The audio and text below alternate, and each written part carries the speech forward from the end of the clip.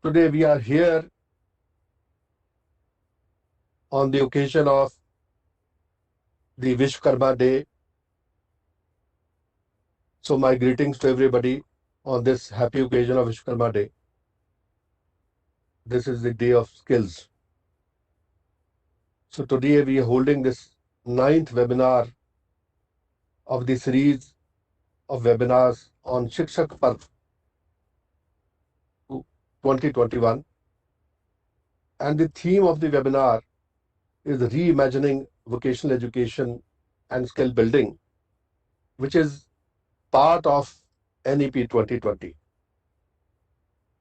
So to set the context of this subject, I would like to make a small presentation of 3-4 slides, wherein I would like to share the vision of vocational education in NEP 2020 as well as whatever Honorable PM has for the skill development in India. Now, most of you would know that Honorable PM's vision is to make India the skill capital of the world. And he wants this global skill standards set up in the country. Also, the vision is to make the vocational education and training aspirational, a dignified career option, and totally integrated with school curriculum. We have to prepare our youth for the future skills as per the actual needs and demands of the industry. The development and quality improvement is another area where we are focusing. We have to have a light but tight regulatory framework. Then reinventing skilling, which is the ab initio skilling, upskilling, reskilling framework, and realigning this framework with the market. Then vocational education to be outcome-centric, resulting into either employment or entrepreneurship or further education. And if you want to go for further education, you have to have a credit framework for easy transitioning between vocational and general education. Then leverage existing infrastructure of schools and colleges, ITIs, polytechnics, engineering colleges, training centers, local industry. And also have enable blended mode of learning and assessment, which will increase its reach. Now going to the integration and embedding of vocational education and training with school education. Now, as I said, vocational education has to be made aspirational and embedded, integrated in the school education right from class 6 to class 12, and also for college education as far as NEP 2020 is concerned. Now, grade 6 to 8 courses and qualifications, they should be designed primarily to orient students to various skills, vocations, which are promoted like hobbies, soft skills, basic vocational modules, and may introduce NSTF level 0, not necessarily that it has to result into National Skill Qualification Framework level 1 or 2 or 3 or 4. Similarly, for 9th and 10th, course qualification should be leading to progression into colleges, ITIs, diploma, degree programs, or even employment opportunities wherever necessary, especially for the school dropouts. Now, in 9th and 10th, we can concentrate up to level 4 in emerging and traditional technology areas being used in day-to-day life, which can be covered, and especially the modern skills like IT, software, IT, ITS technology, etc. Now, grade 11 and 12th, they have to concentrate on the advanced courses, which could be of the level 2, 3, 4, or even 5, and progression of job roles undertaken already in 9th and 10th standard leading to employment and entrepreneurship or higher education. Now, at the same time, the vocational education and training, both qualification levels and numbers of schools and colleges will have to be expanded in terms of breadth and depth of all the courses. Also, the NCF amendments would include the vocational subjects and mainstream elective subjects. At least one skill should be taught to every student. Students dropping out of school, which are about 80 to 95 lakhs every year, to be given skill pathways by offering vocational education in school and vocational training and skill training hubs, then leveraging ICT integrated skill training hubs in every district, aggregating existing and underutilized infrastructure of the skill ecosystem like colleges, ITIs, polytechnics, PMKKs, PMKVY centers, engineering colleges, etc.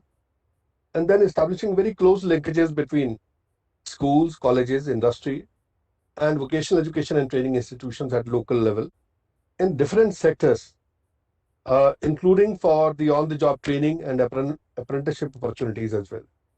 Then vocational education in schools should be serious training for which we need to develop trainers, skill labs in schools, and in industry tie-ups for internships.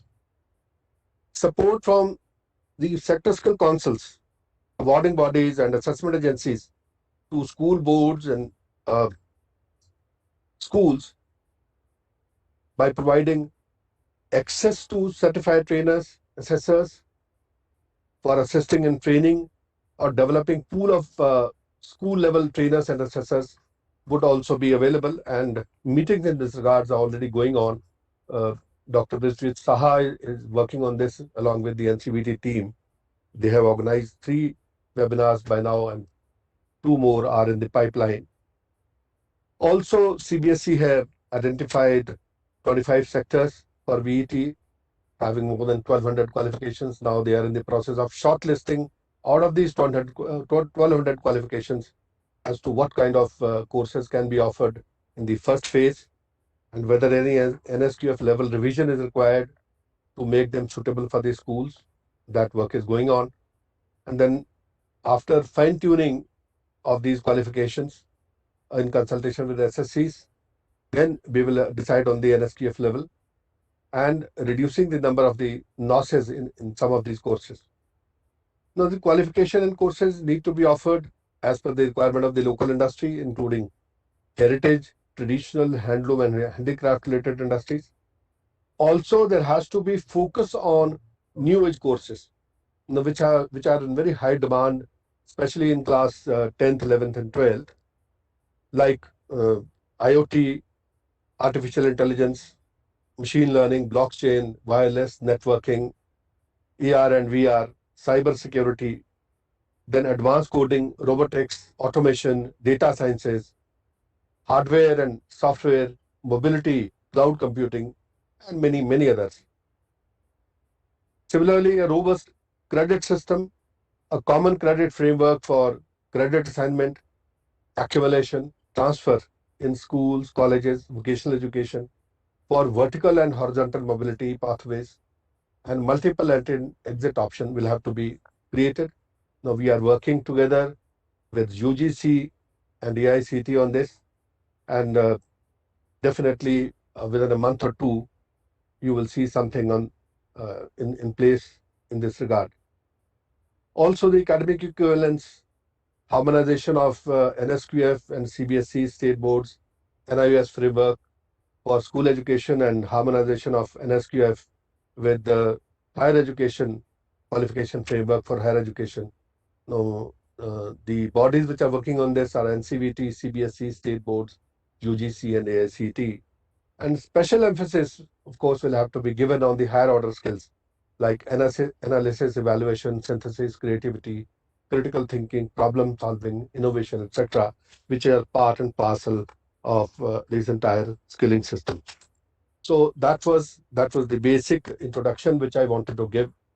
Now today we have 1 presenter and 3 speakers, and we are very lucky to have Mr. Manish Sabharwal, Chairman, Team Lease Services Limited, as a co-chair for this session. Now, he is a well-known personality. Now, Team Lead Services is one of India's leading human resource companies, offering a range of solutions for hiring, productivity, and scale challenges. Then Team Leads has hired more than 17 lakh people over the last 17 years and always has about 2 lakh open jobs every day. Now, one of the India's fastest growing employers, Team Leads also operates India's first vocational university and India's fastest growing PPP National Apprenticeship Program. So I will request Mr. Manish Sabrawal to kindly give his opening remarks. Thank you. Thank you, sir. Thank you, Mr. Kelsey. It's wonderful to see you again after a very long time.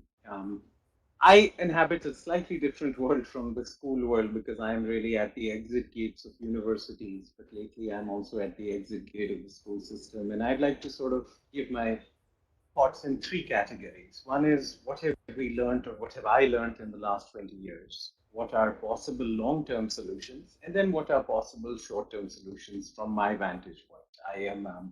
I am an employer who has hired somebody every 5 minutes for the last 15 years, but I have only hired 5% of the children who came to me for a job. So the challenge for me becomes I'm at the agony and ecstasy of India's labor market, and it's very important for me because it is a myth that employers can manufacture their own employees. Employers cannot manufacture their own employees. In India, we already generate our own power, we already provide our own transport, and the notion that employers are a very important part of the solution, but it would be, idealism makes for poor policy, and policy is about the art of the possible. So if I may just step back, Tagore, Vygotsky, Solzhenitsyn all reminded us that we don't learn from experience; we learn by reflecting on experience. And at least when I reflect on the last 20 years of us only hiring sort of 17 lakh kids, and 20 lakh more than that came to us for a job. So 2 lakh kids come to us for a job every month, and we hire between 5 and 10,000 of them. I think we have learned that there are three different problems: matching, um, pipeline, and mismatch. Matching is really connecting demand to supply. The first Nobel Prize in this area went to Peter Diamond at MIT for his work on search costs and labor markets. But it was a very broad concept that how does a kid in Durgapur find a job in Bangalore or in Calcutta? I would say that 2 years ago, Shakely and Roth got their Nobel Prize in economics, which was very incisive. It was about creating matching markets, right? That equity markets clear on price, but labor markets clear on information. And that is at the heart of creating signaling value for our certificates, for our diplomas, for our degrees, and our institutions. Michael Spence got his Nobel Prize for the signaling value of higher education, which people sort of view it as a shadi kaise hogi degree ke bina. But people like me, I went to Wharton, my wife went to Harvard, my co-founder is from IIM. These places are good places to be at, but better places to be from. The fundamental value is being from IIT, not being at IIT. And I think that's a very important labor market sort of input. And institutions have to create the signaling value. And matching is really related to signaling value, either of the institution or the child or the institution. I say mismatch is really repairing supply for demand, which is based on the opening balance of the child or the duration of the course. But obviously, repair will be much more demand driven. But I think pipeline is something that I hadn't paid as much attention because we have now learned, and you can't teach people in 3 months or 3 years what they should have learned in 12 years. Class 10 has already become the new class 8, class 12 is becoming the new class 10. And it's very hard for us to sort of think about soft skills in a short term time frame. And I want to spend some time on this soft skills because soft skills are becoming more important than hard skills for various reasons. The most important one being that intangible assets are now worth more than tangible assets. If you take fixed assets as a percentage of values, of companies' values, it is coming down quite substantially. And what are intangible assets are obviously soft skills of companies or of the individuals. I think this was an inevitable progress of knowledge, from being tacit to being codified to being embedded. A machine really takes tacit knowledge, codifies it, and embeds it in the machine. That's what software does too. And I think soft skills are not taught in a formal environment, they are caught in an informal environment. And that's what makes their definition, their teaching, and of course, their measurement very hard. But a lot of employers can tell you that they can't define soft skills, but they know it when they see it. And that is why it makes it so hard for us as educators or people who think about skills that if it's caught in an informal environment rather than taught in a formal environment, what should we do about it? Give me something that I can do. I don't think I have a full answer to it. Dr. Ms. Kelsey talked about apprenticeships. I think those are important, but I'll come back to that. I think we must acknowledge outside school, there is a financing failure in sort of skill development. And if we have to reimagine skills, we have to reimagine financing. Because employers are not willing to pay for training or candidates, but they're willing to pay a premium for trained candidates. Candidates are not willing to pay for training, they're willing to pay for a job. Banks of finance are not willing to lend to candidates unless a job is guaranteed, and training companies are unable to fill up their classroom. So the innovation lies at the intersection of education, employment, and employability. Rather than thinking of these three as verticals, we have to think of the horizontal of financing, because you can't finance skill development beyond a point unless you make it self-healing and find that sort of perpetual motion machine which physics never found. So obviously signaling value, which we talked about in matching, but the degree signaling value of employability has come down in the last 20 years, but in the social signaling value, it has gone up. And I would submit that the way we have some institutions in India have managed signaling value is by controlling the exit gate and entry gate. So IIT and IIMs have tight entry gates, but wide open exit gates. The chartered accountant exam has wide open entry gates, but tight exit gates. 98% of the people fail.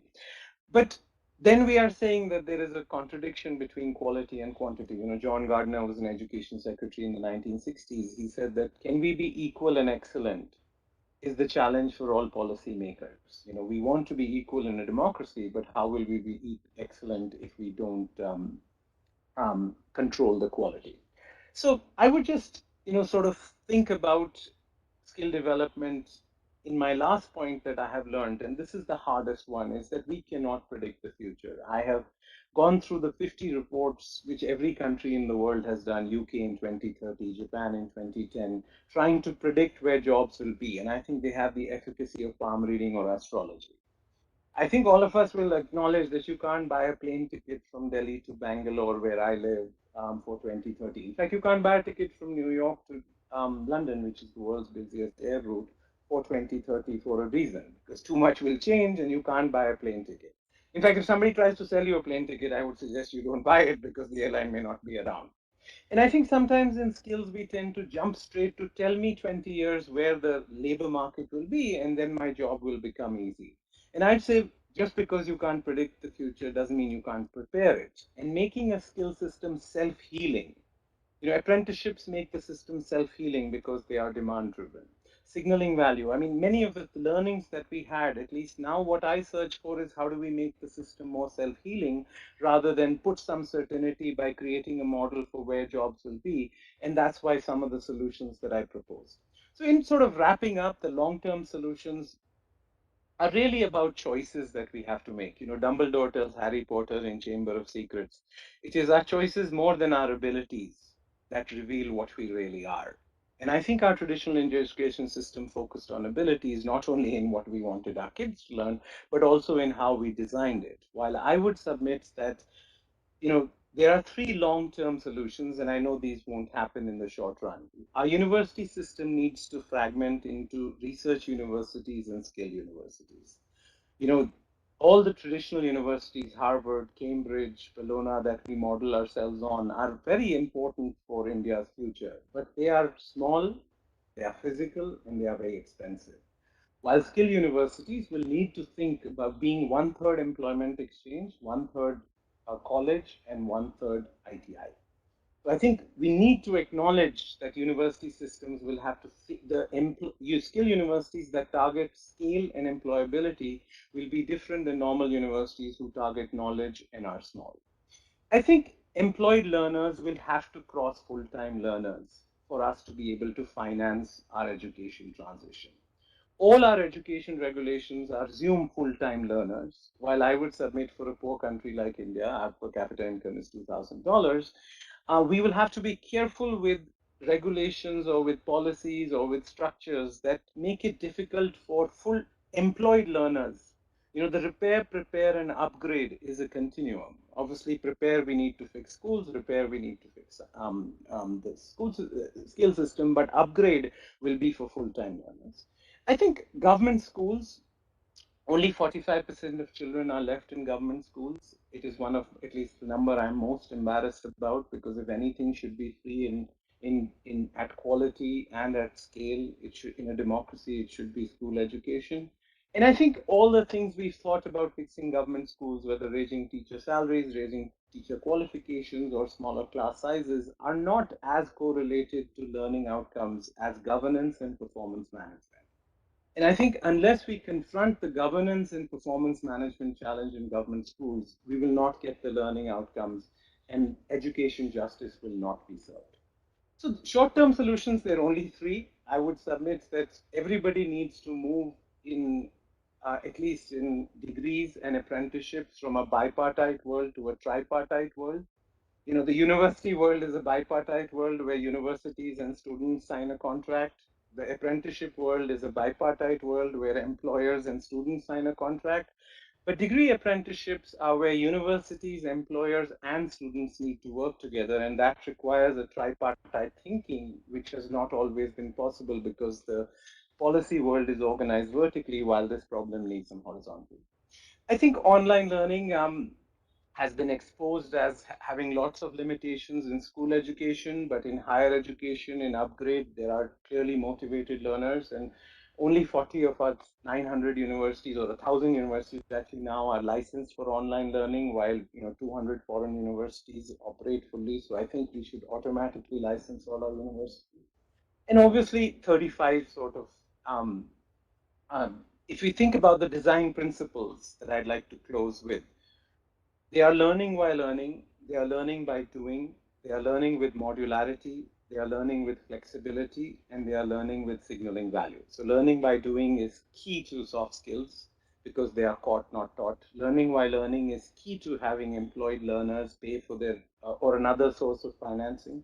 Learning with modularity, which is 3-month certificate, 1-year diploma, 3-year degree. Learning with flexibility will be equalizing an online, on-site, on-job, and on-campus classroom.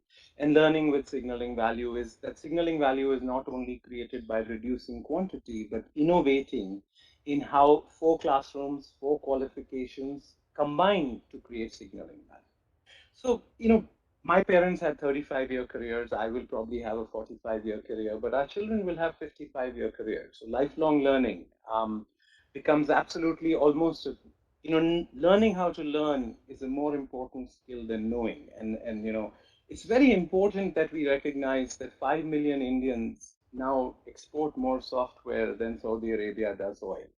So 0.8% of India's labor force generates 8% of GDP, relative to, say, agriculture, where 42% of the labor force only generates 15% of GDP. And that is a testament to India's sort of knowledge ecosystem. You would not predict 5 million people writing code in a country with a per capita income of $2,000. So my sense is we have a wonderful opportunity now where more and more, since 20 years ago, education, employability were thought of separately. Education, employment were thought separately, but now the threes are converging. This Mr. Kelsey's presentation was a testament. I don't think 20 years ago the chairman of NCVET would make that kind of a presentation where you would combine employment and employability. So I am really hopeful, and this is really India's chance to regain our sort of strength that India and China had the same per capita income in 1991. But they made themselves stronger by various reasons, manufacturing, many things. But, as my favorite Hindi poet, Ramdhari Ring Dinkar used to say, Shama Shobhati us bhujan ko jiske paas garal ho. Only snakes with strength or venom can be strong or benevolent or kind or generous. And I think our skill system, our apprenticeship system, our university system is getting stronger. But I think there are the 5 design principles could really help us move forward. So I'll pause here and take it from there. Thank you, Manishji. Thank you for those wonderful guru mantras, I would call them. And one of the mantra of the tripartite agreement, now which is the essence of the entire initiative has been built. Now our next presenter is Dr. Viswajit Saha, who is Director Training and Skill Education, CBSE, and I invite him to make the presentation. Dr. Saha is Bachelor of Technology, Computer Science and Engineering, then Master of Engineering in Computer Engineering, and a PhD also in Computer Science and Engineering. And he has served in technical education and vocational education in various capacities since 2009. And now he is going to make a presentation to share his work on vocational education initiatives in CBSE in the context of NEP 2020. Dr. Viswajit Saha. Thank you, sir. I think after listening both chairman of the sessions as well as co-chairman of the sessions, I think entire populations who have joined us virtually, and of course the all esteemed speaker who are very much present here with us, including the additional secretary of Ministry of Education, Sarangi sir. It's a kind of exciting statements are narrated by both of you. So at this point of time, I think the way the global economy and global workforce requirements are projected, of course, I completely in agreement with Manish sir in related to this prediction. But by 2030, there would be a requirement of 3.5 billion peoples in the global workforce. And incidentally, 40 millions requirement would be there in the high skill area. This is one kind of statement. On the contrary, they are also projecting there would be 90 million skill workforce would be already ready in low and medium skilled area, which would be kind of irrelevant for those kind of industry present during that point of time, and they may not have the tertiary educations. So this projection is quite vital for today's discussions as we are trying to transform the education systems by including the employment issues one way, the other way industry attachment, and the delivery model of the curriculum, which essentially focused upon total academic focus. If you look into our traditional national curriculum framework, the subject alignment, we are happy that new education policy talks about the multidisciplinary approach. But despite of a lot of interventions, our curriculum frameworks was rigid in terms of academic interventions or skill interventions. That's why even in 2021, we have to hold discussions on reimagining vocational education, which was a kind of paper which is very much there in the Planning Commission's Indian Planning Commission's report, and also other reported given by all eminent educationists and industrialists. So that means the school education, especially from 1 to 10, in NEP talks about no hard separations, but we essentially separated the agenda because class from 1 to 10, the subject combination what our student opt, we have oriented the teachers, we have oriented the parental mindset that these are the subjects which are going to lead the future. And that essentially we confuse them. So while opting the subject at class 11, although CBSE is the only board in the world which gives the enormous flexibility in terms of subject choice. At 11, we give one language and 4 subject. and it could be of any combination. It could be 1 academic, 3 vocational, or it could be 3 academic, 1 vocational. So entire flexibilities are there with the parents and school. But what we did, we streamed in terms of subject combination: PCM, accountancy, economics, business studies, and PCB, and 1 or 2 languages we opt. And that way, because our school educations become supplier for the higher education, and they are, because most of the general degree colleges in India offers BA, BSc, BCom, and the admission criteria is fixed on the entry level requirement. I am again trying to take the point of Manishji, because there I think this disjoint we need to remove at this point of time. And I am very hopeful that new national curriculum framework under NEP directives will address this issue. Because the student interest, many a times we got the opportunity to get the guidance from Kalsis sir. He actually tried to focus upon that, how we can make the interest and aptitude of the student as a career. I think the productive line of an individual human resource, or even in the industrial scenario or in the academic scenario, it is quite vital.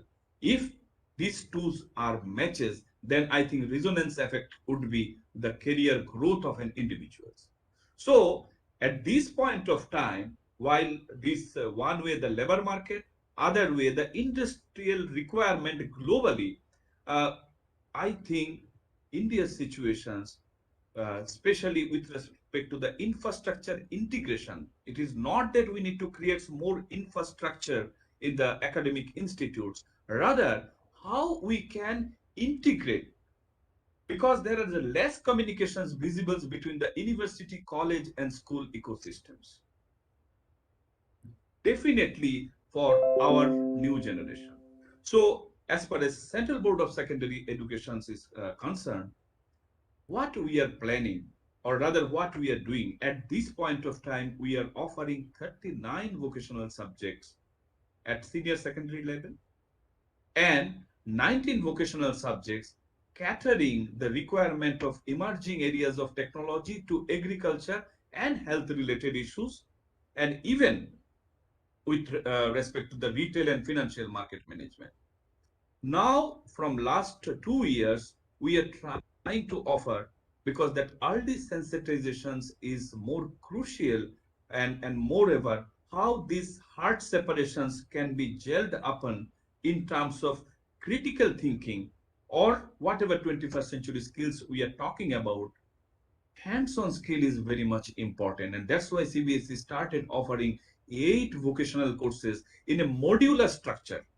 So it is hardly 10 to 15 hours orientation, through which the student can try whether it is their interest area, or whether it can be treated as a hobby, or even at this early age, maybe many of the academicians, while designing curriculum, they fundamentally believe these early years are kind of that they may not have the decisions power. Okay, we completely agree with them, but at the same time, they have a capability to understand themselves. So we, instead of confusing them, can we come up of empowering them with a formula? Yes, we can decide what career we are supposed to opt. So these early orientation at 6 to 8 is help them to differentiate between the hobby, interest, and aptitudes towards any kind of vocations. From 9 to 12, that foundation course, what we have planned and what we are offering at this point of time. Again, we are trying to promote the project-based learning at this stage, and with the help of some industry, we are trying to create a prototype design, hackathon, internship, so that ultimately this project-based theoretical learning in the school campuses, they can try test in the real-time industry. And that will, again, a second level of empowerment would be there. At the third level, that is from classes 11 and 12, our model is because we have ecosystems of more focus on project orientation, and they are the prototype to real life problem solving ability we are trying to cater at senior secondary level. At the same time, the modular linking with the higher educations. We are happy that many of the skill universities are coming up, and many of our traditional universities also started offering BBOC program, or even started recognizing this vocational program of CBSE or other state board for the purpose of admission at the higher education level. So these collective efforts, I think, will encourage the new generations to opt more vocational subject at their school level, and then only, of course, it is not long term, it is definitely short term. By 2025, the Indian populations, especially those who are coming to the schools, our target as per NEP is 50% learner to opt vocational education. I think it's a huge target. For CBSE, I think we can comfortably acknowledge this effort, and we will try to bring 50% learner. But for the state board and others, without the support of industry, government, and higher educational institutes, it is not possible. It is a real challenge. That's why, for both short-term and long-term objectives, my suggestions to this August gathering, and rather on which we are working, this is not suggestion, it is the real-time experience and process we define for CBSE for next few years, that we are going to create a few industry institutes cohort which will in principle aligned with the school. We have a hub and spoke model. We call it cluster of schools, or rather in CBSE terms, it is hub of learning. So every hub is consists of one lead collaborator whose performance parameters are quite progressive, both in terms of student results, infrastructure, and principal involvement in promotion of innovation culture in the school ecosystem.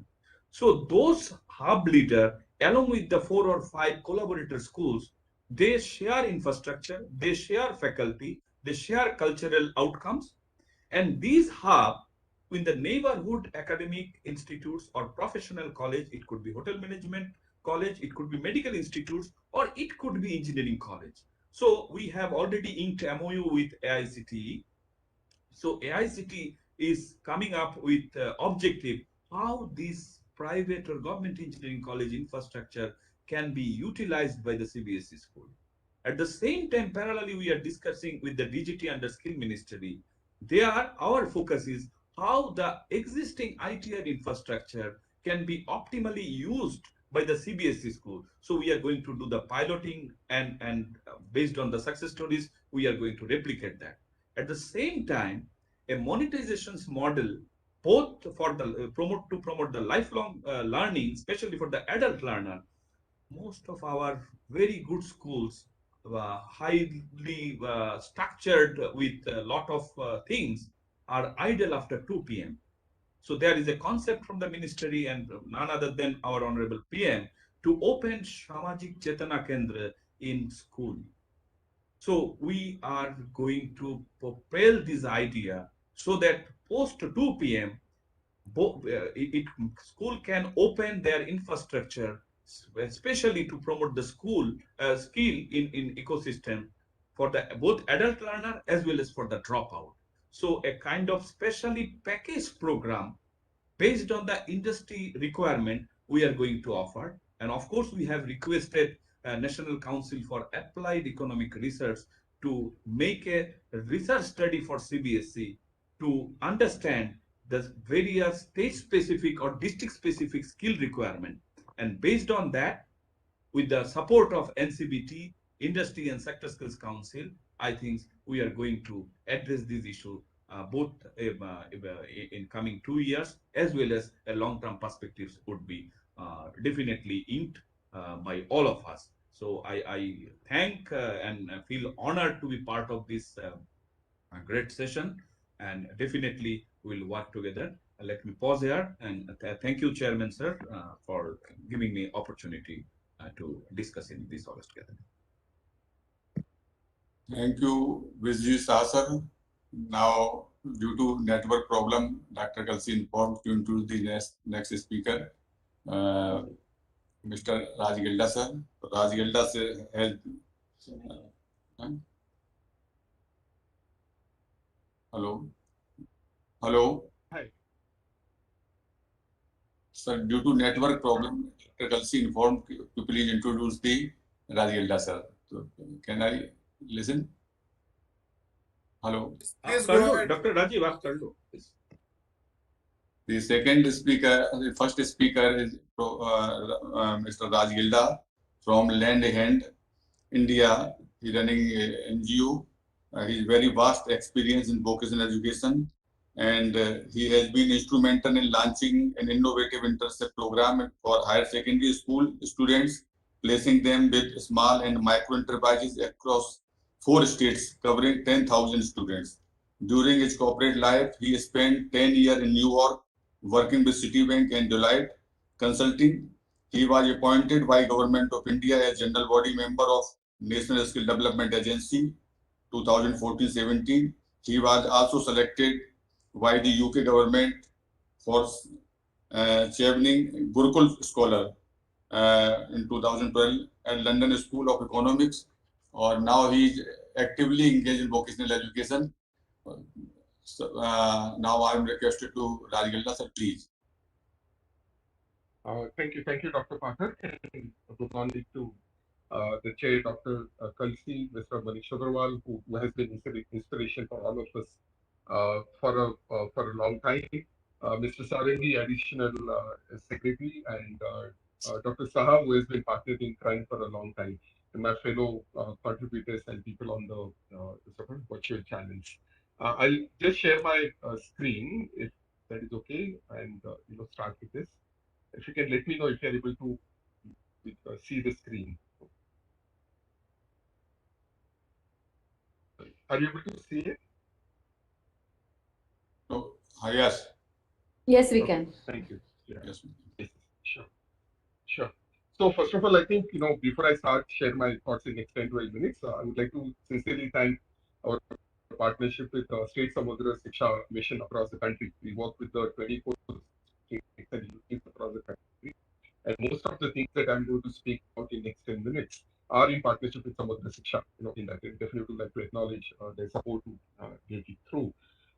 Since Mr. Sabarwal was going to be there, I thought I'll start with internship because apprenticeship has been something which has been sort of strong advocate of, and idea also of internship came to me because I'm actually a son of a small grocery kirana store merchant in Panveli, near Mumbai, and I was an intern to my dad since I was 9 years old, since I was in third grade.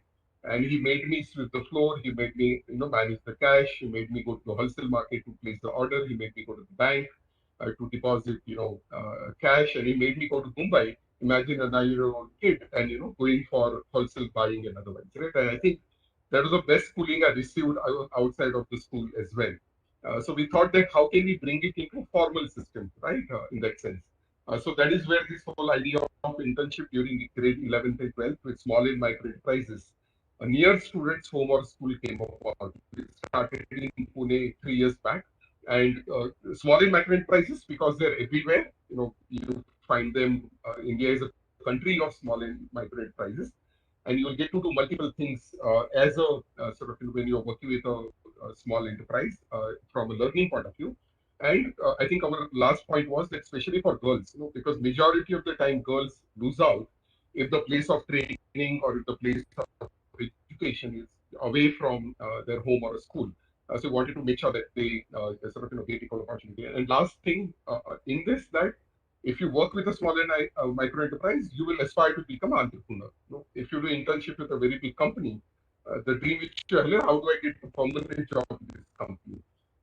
As compared to working with a small and micro enterprise, can help you to sort of pursue the dreams of this. I'm just sharing some pictures, and all these are real pictures from Pune and other places. And you can see this girl from 11th grade working in the auto component shop here. This one working with a coffee shop here. Then this boy working with auto CNC machine. Then we tried also with the Pune Municipal Corporation Gardens. There's 67 gardens Pune has, which need to be maintained. So these are now, our students are helping Pune Municipal Corporation maintain those gardens. So very happy to share this internship has been highly successful. Now we are replicating it in Delhi across Maharashtra as well. Some of the results which was 75% of the interns are getting job offers from the employers to come back and work for. More than 4 times of people are pursuing part-time or full-time job once they finish the internship. And last, very important, 80% of the parents are, willing to have their girl or daughters do a non-traditional job like otherwise too, which is the social mindset we all are sort of, looking for. Then skills on wheels. I think this whole vocational education reimagination is as much about spreading the awareness about it, what it can do, and breaking those myths about it as well.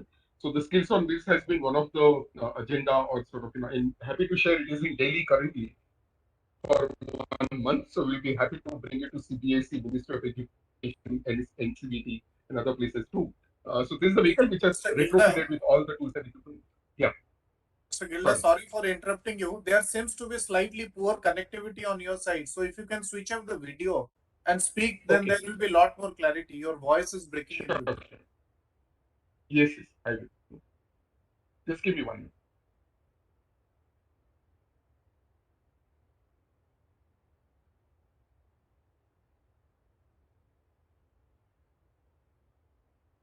I'm just trying to see where is the video stop. Okay, got it. Thank you. So skills on wheels is another instrument by which tools and equipment are retrofitted. Entire bus is retrofitted with that, and it goes around the country to spread the awareness about vocational education. In fact, the first journey was taken from Pune to Ladakh, and we also visited Ministry of Education at that time to visit the bus. We have 2 of these now.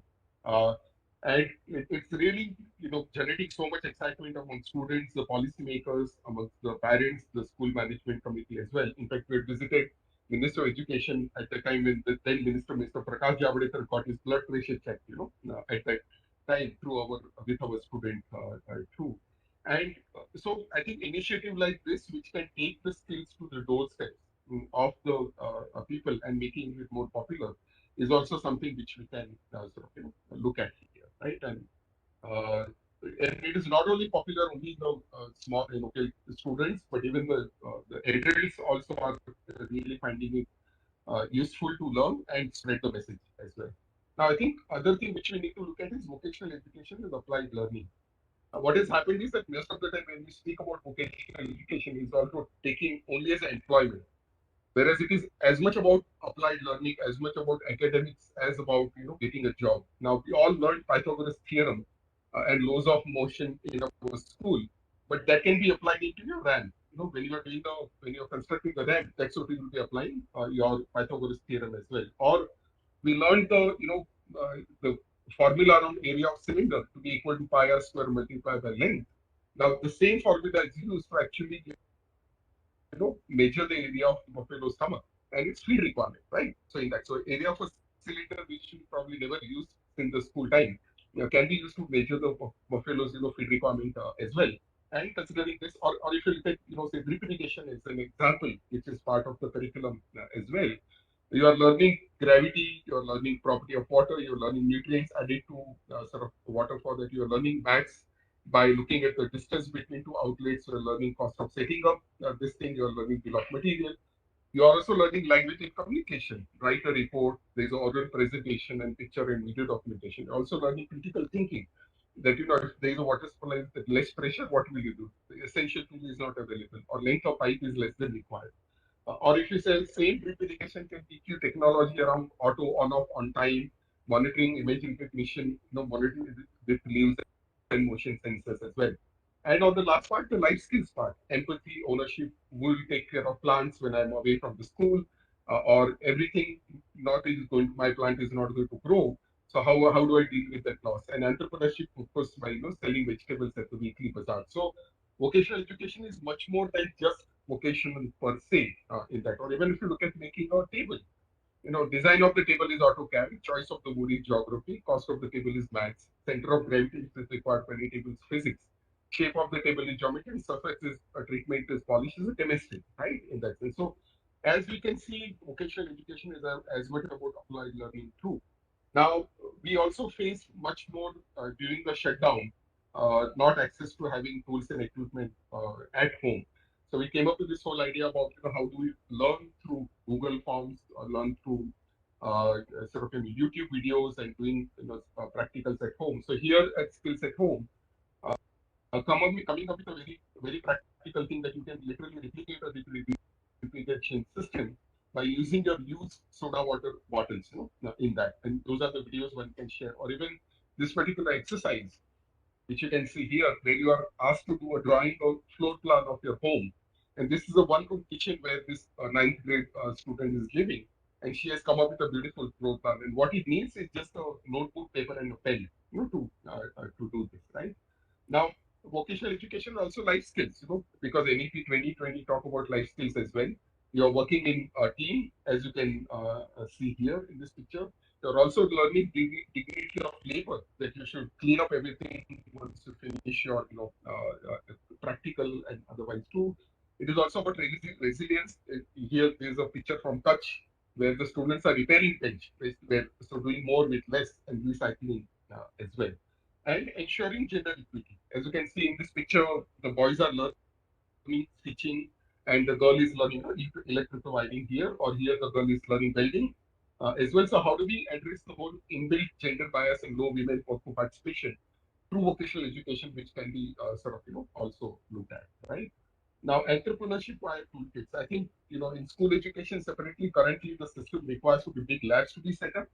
We have, tried out, we have experimented with mini lab or toolkit concept. Typically you can teach your, basics of two-wheeler auto mechanic course in schools by having just 10,000 rupees kit, in that way, 75 to 80% of the auto repair can be done with that. Or even beauty and wellness, you see that somebody comes to your home and is able to do, so many variety of jobs which need to be done. So how do we come up with the toolkit based? And I know Dr. Kalsi spoke about NOS-based vocational education as well, and this is a part, towards that. Innovation in skill education. I would like to speak about multi-skill foundation course, which took place started in Maharashtra and has spread over the country now, in which during 9th and 10th grade, the students are exposed to a variety of skills without any gender bias, and by rotation, they learn various skills right from workshop engineering to electrical wiring to food processing to gardening. And so just sharing some pictures with you, and everybody learns everything. So the idea is that how do we expose them to variety of work here? There's a food processing, there's gardening, then there's a preparing organic acid side. This picture we saw, electrical wiring.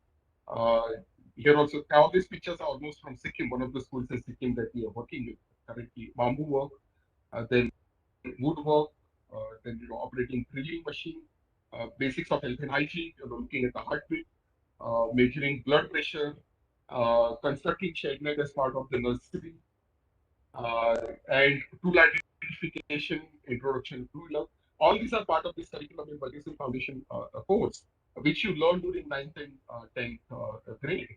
And then in the 11th and 12th, you can make a choice that, okay, I like healthcare, so I like to go for general assistant. I like the food processing. I like to specialize in that or whatever. So in the same manner, this is an NSQF compliant course, which can then take over, which can allow you to introduce the world of work to the students during 9th and 10th.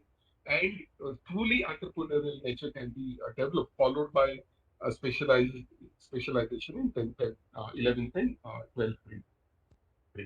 So thank you again. It is a wonderful opportunity, and look forward to contributing to this very important initiative which the Ministry of Education.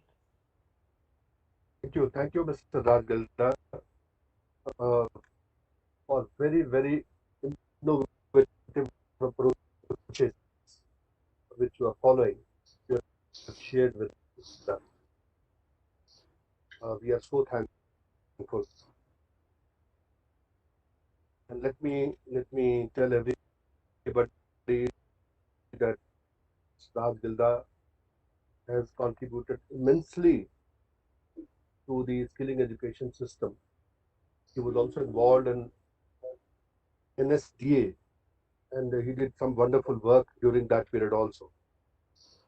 Now our next speaker is Miss Sheetal Bapat from Shyamchi Eye Foundation, Maharashtra. Now she is an MBA and co-founder of the foundation.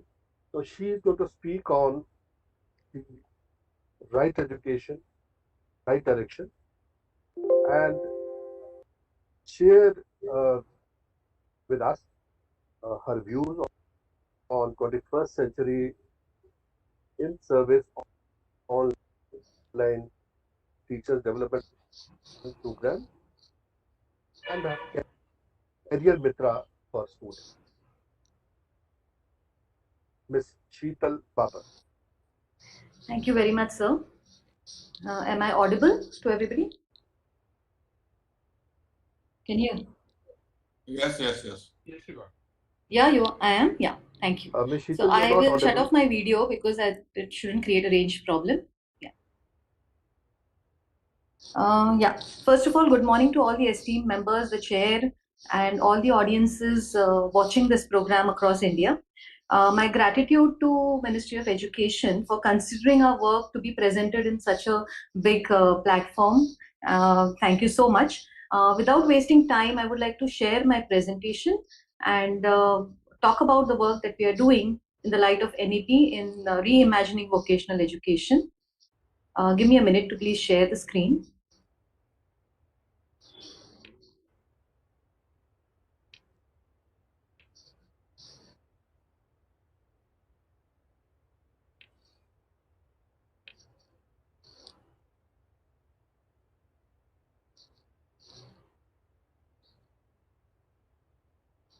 Yeah, I hope everybody can see this.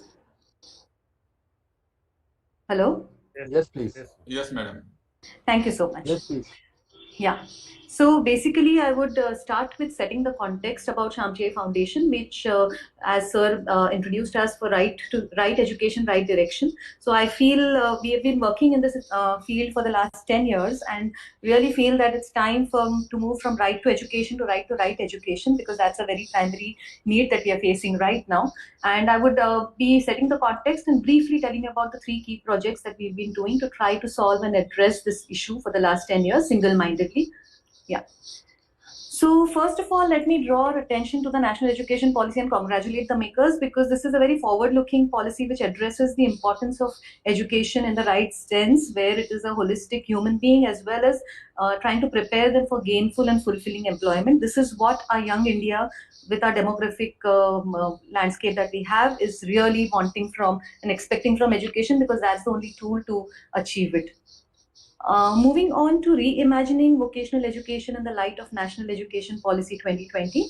So I really like this whole piece in the new education policy, the National Education Policy, where we talk about increased exposure, awareness, and quality at all levels in for vocational skills, as well as integrating skills in education. I always had this question: why are skills in education in different compartments? They need to be so tightly together, So this is something which the policy is addressing.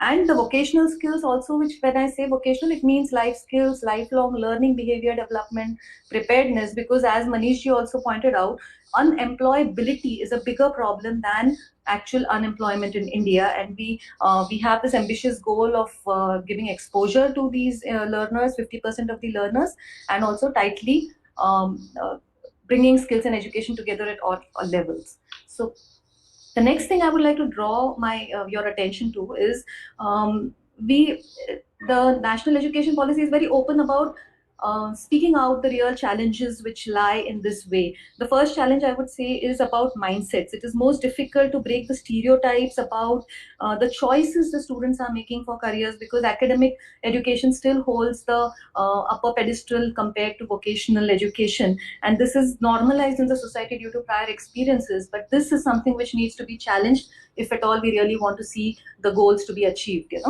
And the process is also very well defined. Like I really love the line which says that NEP is, the first line itself in the National Education Policy says that it is recognizing, identifying, and fostering the unique capabilities of each student And there, how do you do that? By sensitizing teachers and parents to promote the holistic development. So this is a very important thing that the policy spells out, and SAF has been trying to work on these things, and I would present the projects as to how we try to solve this, be the bridge between these two, the problem and the solution, or the process, I would say, not a solution, it's always a process. So first, I would like to talk about our teacher training program. So it is, we believe that we believe in technology, we believe in a lot of research, and bringing up affordable solutions which are scalable in a country like ours. And looking at the teachers, the role of the teachers, we really wanted to work with the teachers to bring a change. So this is a program which is an online teacher development program, completely online, which is developed. We are the implementation partners for MSCRT, and this is done through Samagra Shiksha and RMSA. I'm very grateful for all these organizations. So what I would like to tell is about Avirat. Avirat is the name. That Avirat means continuous, because everything is continuous. So Avirat is like, what we thought is we need to build on the strength of teachers, because that is the most sustainable and affordable solution for a country of our scale, size, and diversity. Secondly, the students and teachers share the same socio-cultural context to some level, and so the teachers can leverage the bond they have built with the students, and they can in turn also equip parents, which are an important stakeholder. So we have trained 41,607 secondary school teachers across Maharashtra. So every government school, aided school, secondary school has got a principal and 2 teachers who are completing 4 levels and will be given a diploma in vocational guidance. This project has also been recognized by the Lexus India Award for Design for Social Excellence, almost like a third-party assessment, and we are very proud that we went through that whole scrutiny. Going ahead, I would like to briefly touch on the points of the teacher training, the content that we are really, the knowledge, skills, and attitudes which we want to observe in classrooms by teachers, and they really wanted to be equipped. I mean, I don't have time to give you those success stories, but yes, I would briefly touch upon the content of the program. So basically, let me tell you a few important things, like, post-childhood is not adolescence, like secondary school, when you're talking about this age group, or even higher, so it is more about pre-adulthood, and the behavior exhibited in this age is important to learn how to lead an independent life. So plus it is coupled with changes in the brain that are leading to highest possibility of learning as well as maximum vulnerability, which is also a very serious concern. And students' reaction with media is also so complex. Exposure to substance and addiction is high. Onset of mental health issues can take toll in this age. So we really need a supporting, nurturing system that needs to be created based on neuroscientific concepts, opportunities to help children explore themselves and thus make choices which will help them to navigate their future. So we need this entire ecosystem, and teachers are the best people who can really do that, because they are already in the system. So these are the broad points that we have covered in the training, 4-level training, which is of 30 hours each. So 120 hours of content the teachers have gone through, and we are very happy to share that we have got less than 2% dropout, though this is a completely online training.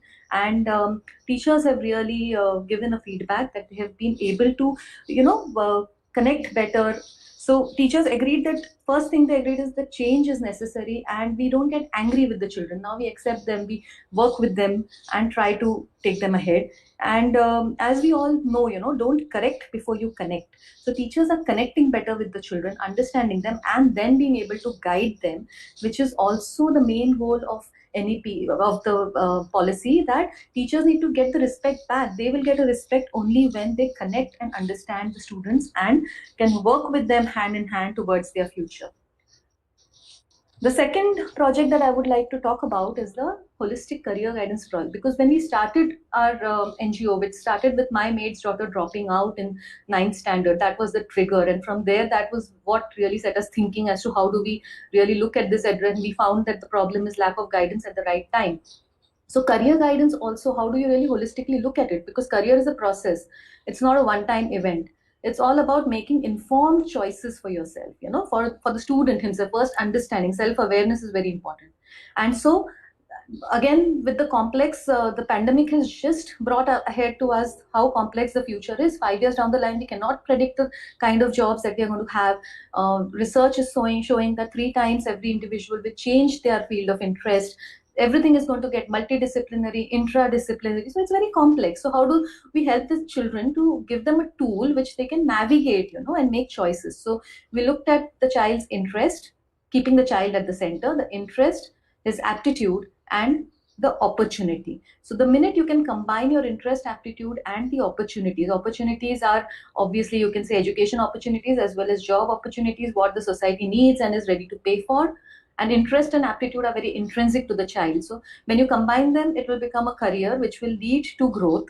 And otherwise, it will remain a hobby, job, or a dream. A hobby can be converted into career, but then you need to get these 3 pieces together. So how do we really bring that in the right spirit? So this is a very simple thing, which again, because we need to scale it up. We have 1 crore students passing out 10th every year in our country. So how do we really scale this project? So this is something which we did. 7 fields of interest we test, and then we test their aptitudes in the 4 major fields. And then we have in 5 states we are working right now, we have portals where they can search through the nearest colleges, ITIs in the field of their interest, and get to know the opportunities. So this is how these interest and aptitude, this is the expanse of the entire project. And let me tell you, we've been doing this from 5 years using technology, very inexpensive. So mobile penetration, you can easily see the ratio of the student to mobile ratio across all these states, and this is what we've done so far. This is actually the students in action. You can see how they are giving. It's an app-based assessment, and children have been able to give it very successfully. Now the last project that I would like to, the last thing that we did was, once we were working with the teachers, we were doing the Career Mitra project, we realized that if we realized in the sense it's globally acclaimed, that if you fail to plan, you plan to fail. So starting early is very important. So what we did was, how do we, because since we were working in the secondary school education part, we saw how we could really build the life skills required, the mindsets that are required to help children really be prepared, to make their choices. So we looked at Singapore, Canada, Finland, and other global research, how they are building life skills, and contextualized it to Indian situations. All our programs are contextualized to Indian situations, are in regional languages, because that's where we want change, right? We cannot do a cut-paste model anywhere. So this is a curriculum which we, with a set of experts, we have developed, and Bal Bharti has been very kind to adopt this textbook, and it has been as a graded subject in the curriculum for the last few years, where 9th and 10th standard students are accessing it, and teachers are finding it extremely useful to really build the base, and have these conversations in the classroom. So these are the 3 projects that we have been doing, and this is what I really wanted to share. I hope I have not exceeded my time. And Thank one you. Thank you, second. Sheetal. Thank you so very much, sir. Very wonderfully Yeah. explained.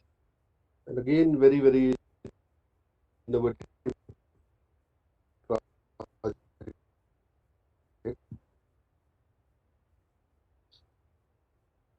And especially the idea of this online training where dropout is less than 2% is really very, very impressive.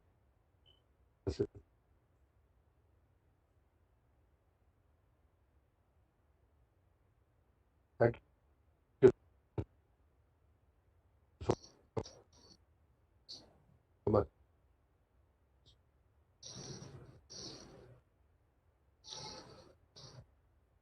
Now, our next speaker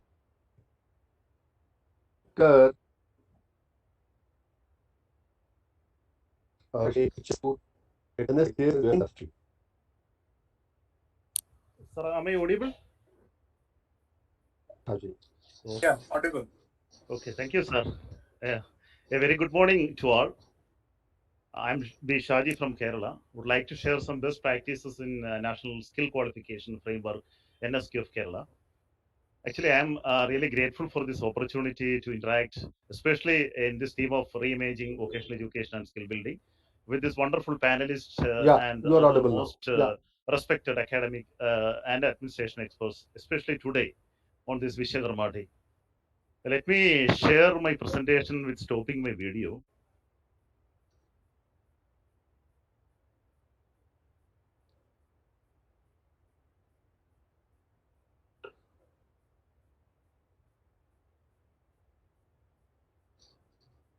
Is it okay, sir? Hello?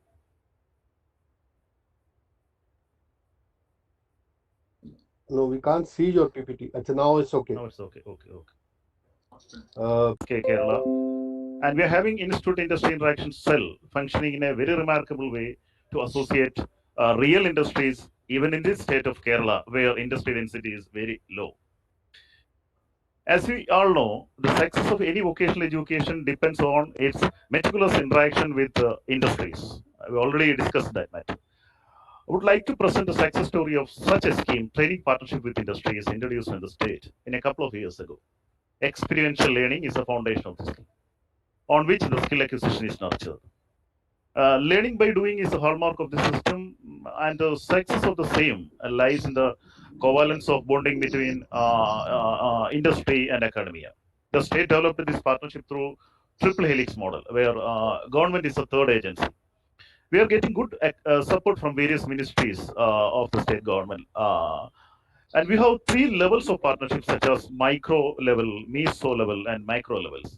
In micro level, our vocational trainers are coordinating this interaction with the field units of industries near the schools. In meso level, that means sector or job role level of interaction, we have industry coordinators and who are coordinating the this activity in each industry team. In micro level, Institute Industry Interaction Cell of the department is designing and coordinating the activities according to the need.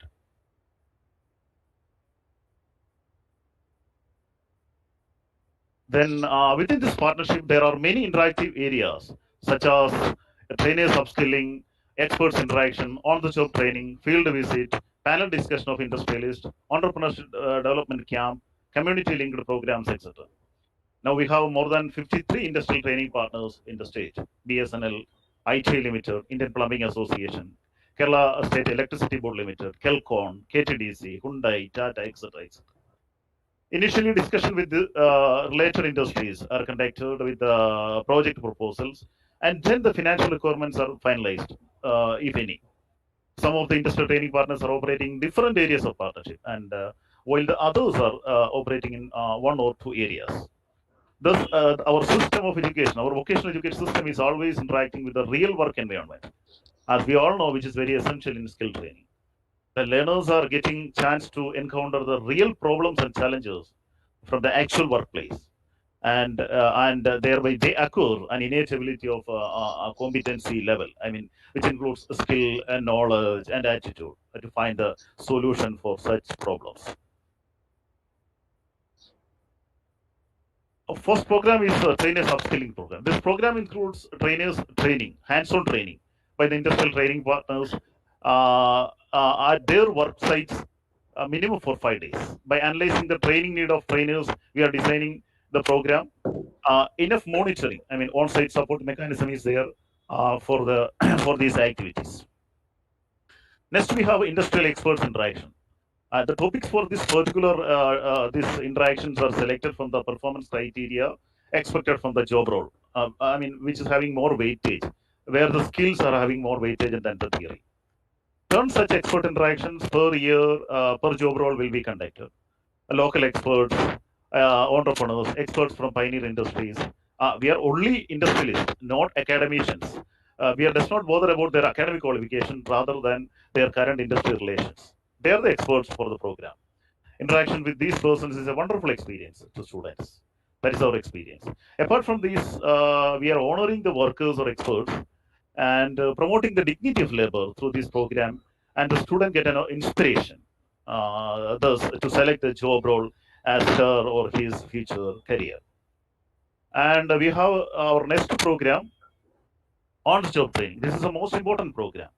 The module preparation for this particular program, on-the-job program, will be based on the performance criteria, having higher weightages and latest technologies adopting in the workplaces. And this is finalizing with the headquarters of the industry. This modules are, and then we prepare the schedule, which includes a time slot, and will be finalized after consultation with particular schools. Normally, we're having 12 days, 8 days in the second year and 4 days in the first year. And that means 80 hours prescribed by PSSIV. For some job roles like sales associate and etc., some job roles, they are having continuous 12 days in the second year. On-the-job trainings are there. And next our program is field visit. The field which is related to the learning activity or which is suitable to the learning outcomes to be performed. And the time of visit will be planned earlier itself. And then the discussion with the industrial training partners will be going on. And time slots will be allotted, will be given to each school for visit of workplace, and they arrange for the visit. We select the fields where the students get inspiration and they get the confidence to choose it as his career in future. Minimum 3 field visits as prescribed by PSSIV per year, but depends on the nature of job role, as already said in the case of on-the-job training. The next program, we have a panel discussion with the industries. This is an innovative program in this project, where we are exploring the latest trends of the industry here. The outputs getting from these discussions actually are the inputs of on-the-job training and skill fine-tuning program which we are adopting nowadays. And we are selecting experienced industries from the pioneer industries or also the successful entrepreneurs for this program. Next, our program, which is very most important program, is a program, community linked program. This program actually aims to deliver the service, which is the service means which is related to the job role to local society. This has a great impact actually in popularizing the job roles among the society, among the common people. It is being done by the institutions, schools, with the technical support of some industries. Sometimes some financial requirement, some financial supports to there using CSR funds or other some agencies. Otherwise, financial support from some NGOs also are there. We started the program during the academic year 2020-21 last year, making some gardens, doing some electrical work, plumbing, etc. for some common, these buildings. With the technical support of some industries, and we are planning to do more such programs after this COVID. And already we know we had a COVID situation, COVID pandemic last year, and it is worth mentioning that the unexpected incidents of this COVID-19 pandemic could be, and we successfully conquered by adopting some innovative programs like online experts interaction. It was a great success. Experts from the outside of the country or outside of the state were participated because of this was online. That's why they are available to us. And especially on this 17th August, on last 17th August, which is called Chingam on Karshaka Dinam in Malayalam, which is Farmers Day. Our agriculture students made a wonderful program. The local farmers were honored by our students, especially agriculture students.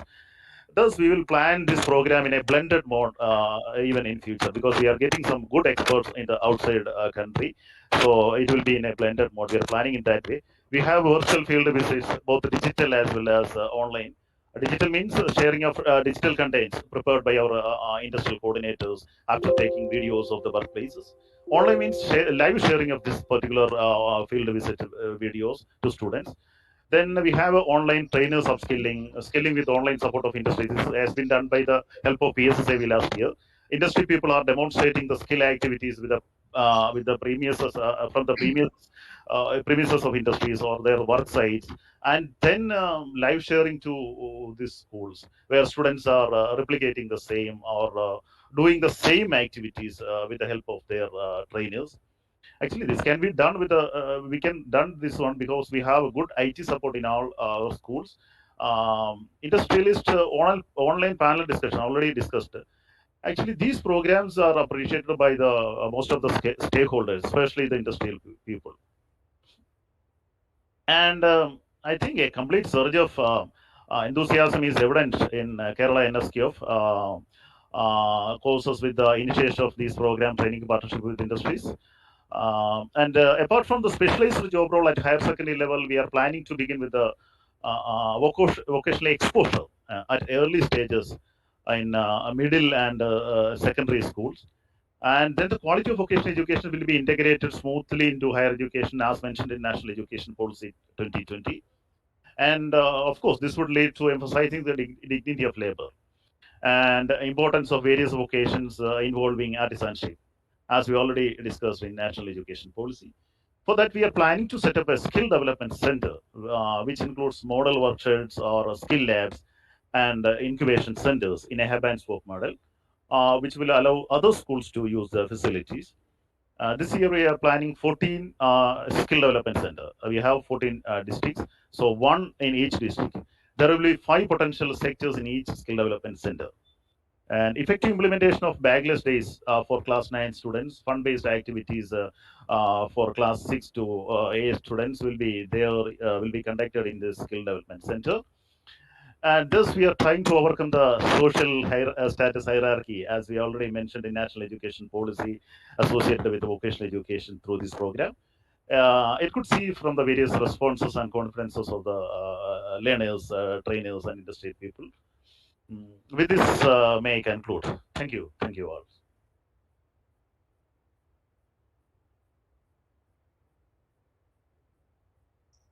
Thank you, Mr. Bishaji. Excellent presentation. Thank you, sir. In fact, I got caught in some kind of a jam. Started from my house at 8:30 in the morning. Normally it takes about 45 minutes. No, today I have reached after 3 hours and I've walked for about 7-8 kilometers. So let me calculate.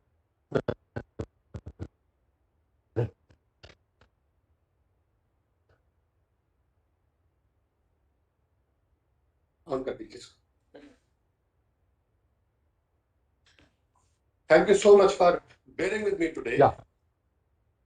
We have been, it has been very difficult day today. Put it on.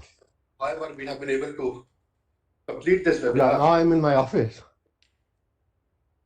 Now, what I'm very happy about is that there are a lot of efforts, individual, independent efforts going on in the entire country.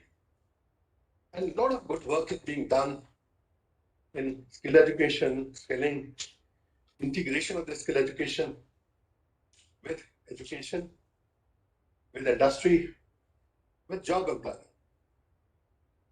As Mr. Sabharwal has given us the Guru Mantra, today the Guru Mantra is that all 3 pillars must come together. That is education, the skilling, and the job market, employment market, the industry. They must come together. They must understand the requirement of each other. And they must work very, very closely. You know, with very small kind of islands of success we have seen.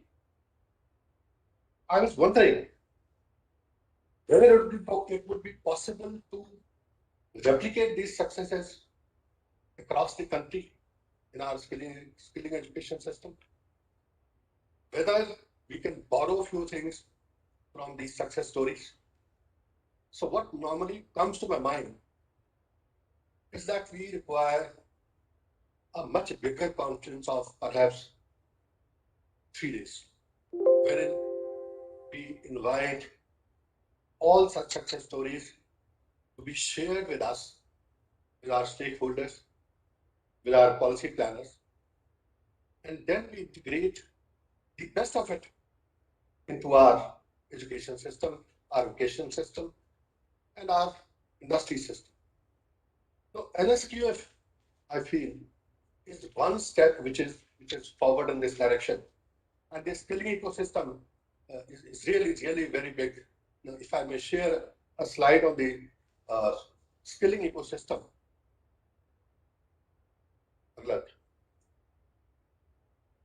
Next, yeah. Now, if you really look at the skill ecosystem, it has all the government bodies, it has all the regulators, it has all the skill providers. So you have key bodies for policy making, you have implementing bodies, and then you have beneficiaries. And in this implementing bodies, we have to bring in number of other organizations, including NGOs. That is what I feel about after today's seminar. And I'm extremely happy to look at the success stories. Next one. Now, the total ecosystem, if you look at, is quite big. 76 awarding bodies, 153 assessment agencies, and more than 14,600 industry training centers. And there are training providers, there are training centers which are affiliated to various sector skill councils and various awarding bodies. There we have a capacity of more than 26 lakh seats in our long-term training programs in the ITIs under the DGT. Similarly, 1.22 lakh registered establishments for apprenticeship training. Then there are trainers, there are assessors, and a few 2,354 qualifications, which are further subdivided into 32,500 nurses. So, though this looks very big, but looking at the size of the country, I would say this is not that big. Let's go back to the main screen. Go back to the main screen. Close the presentation. So I would invite these speakers to kindly give suggestions on how to really scale these success stories for the government. So I'll first invite Mr. Raj Gilda.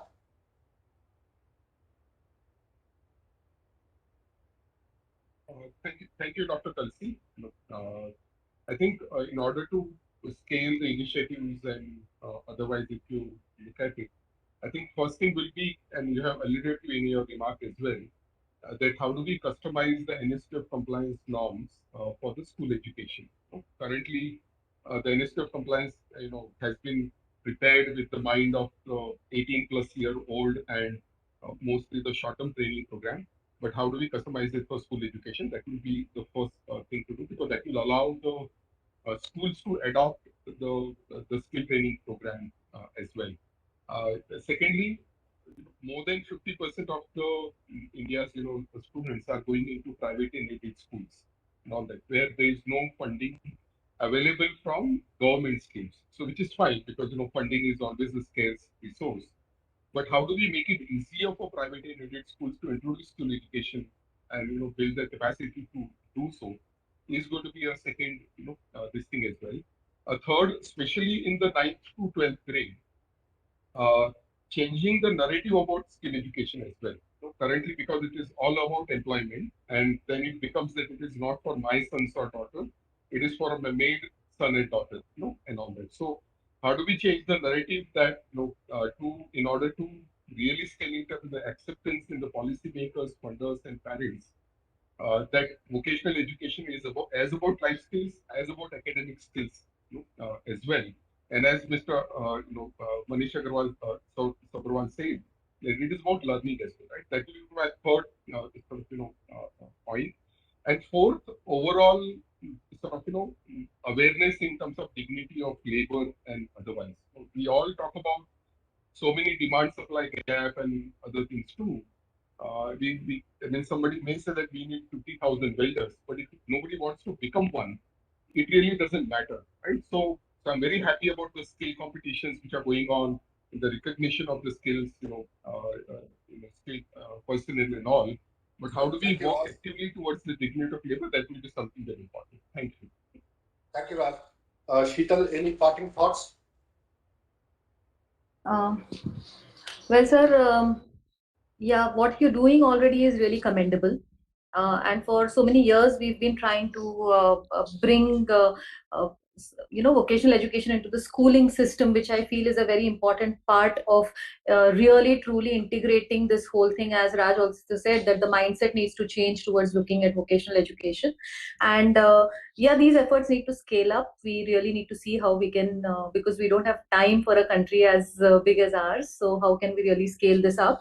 So on my part, see, I'm not somebody who is into skilling vocational courses as such, but yes, the programs that we are doing do become catalysts in actually effective implementation of all the efforts that are going on in terms of skilling from at various levels, to create the kind of a environment for which is conducive for the choices that the children make and sustain. Because choice is not a one-time thing. They need to sustain it. They need to see vertical mobility. They need to see their self-growth in terms of their own career pathways and success that they want for themselves, and their parents also, for them to be sure of what they are really getting into. So these are the things. So as I said, the teacher training part, along with skills, we need to really prepare the teachers at all levels to really help these children make those choices and integrate and make use of the ecosystem that you're preparing, basically. So, and we have used technology, so I think it's a scalable model. So we will be very happy to help wherever we can to help you in this mission that you're in. Thank you so much. Dr. Shaji. Okay, thank you, sir. Actually, it's from my part, one simple request, because we couldn't recognize these children, I mean, these pass-out students still now. We couldn't give enough reservation to higher education, especially in the same sector. Those who completed in electrician, we are not giving such reservation to diploma electrical engineering, or those who are completing the agriculture courses, we are not giving any reservation to BSc agriculture. Still, we didn't reserve government jobs to these children. As we already mentioned, in 2013 government order, within this 2018, we have to do such a reservation, but still we have some gaps.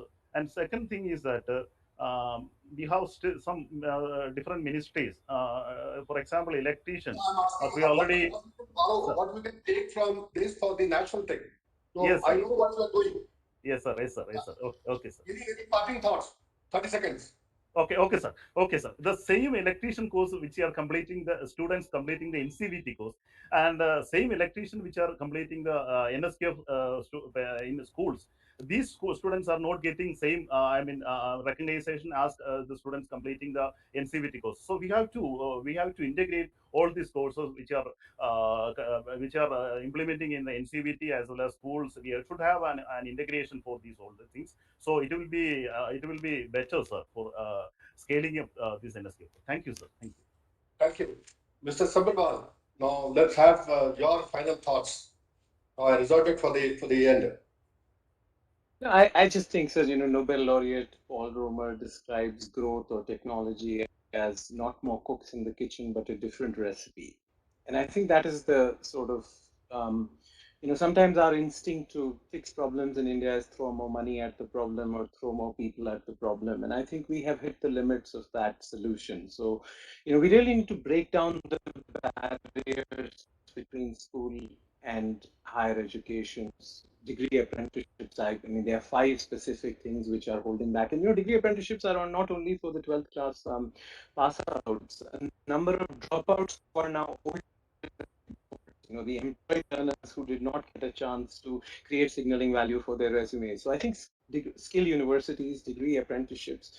But I would submit, sir, that fixing government schools is also a really important part. We throwing more money again at teacher salaries, teacher qualifications, lower class sizes, because you can't teach people in 3 months, 3 years what they should have learned in 12 years. So governance and performance management, which has been very difficult in government schools. But if we really have to create the education justice in the India of our dreams, without taking on this performance management in government school and governance question in government schools, we won't be able to do it. So there are a number of tactical things around online learning, around apprenticeships. I can send you a longer list, but I would just say, more boldness, the NEP glide path for implementation is 15 years. Let's bring it down to 5 years because that was pre-COVID. So if in 5 years we can do what NEP wanted to do, NEP was taking the 15-year perspective because it was believed that, it was pre-COVID. So I would say just boldness, speed, and just a willingness to sort of challenge the status quo, because, one of my biggest, in India, the problem is never what is to be done. It is how is it to be done. There's a report 20. I mean, you could change the date on the Kothari Committee report of 1968 and not go very wrong in higher education reform. But the challenge is sort of how. So I would just advocate a little boldness, a little speed, and I think we're on our way now. Thank you. Thank you so very much.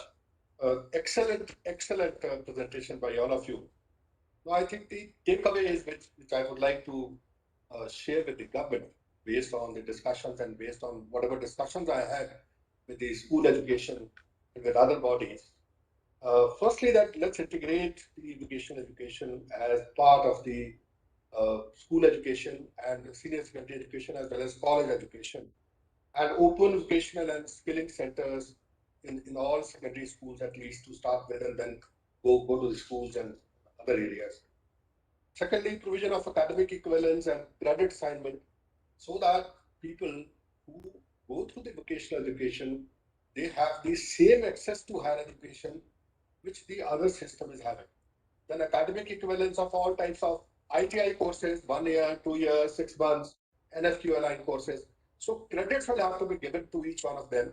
And these credits would then accumulate in some kind of a credit bank. And based on that, then you can go and take admission in the higher classes. Then ITI equivalence to be seamlessly used into higher education, as I said.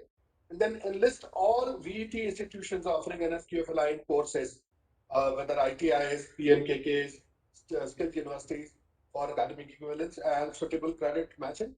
And then scope of internship programs to be extended to include class 11th and 12th, in addition to undergraduate and postgraduate training programs. And suitable credit accumulation framework even for internship programs, and skill training resources, including training of trainers, including sector skill councils, their support, and all institutions of national level. And finally, let's learn from the bigger India, from the NGOs, from the other people, what they are doing for skilling system, and integrate all those best practices into the schemes of the government. I'm really thankful, and I'm really sorry that today it was a difficult day and I had to miss out some part of it. I was on Bande Mataram Road, and because of the army installations on both sides, so the connectivity goes out for some time. So I could not really introduce Dr. Raj Gilda. I'm really sorry. So again, I am thankful to all of you. Thank you so very much. It has been a very, very useful interaction, and we'll keep interacting. Thank you so much. Thank you, sir. Thank you. Thank you, everybody.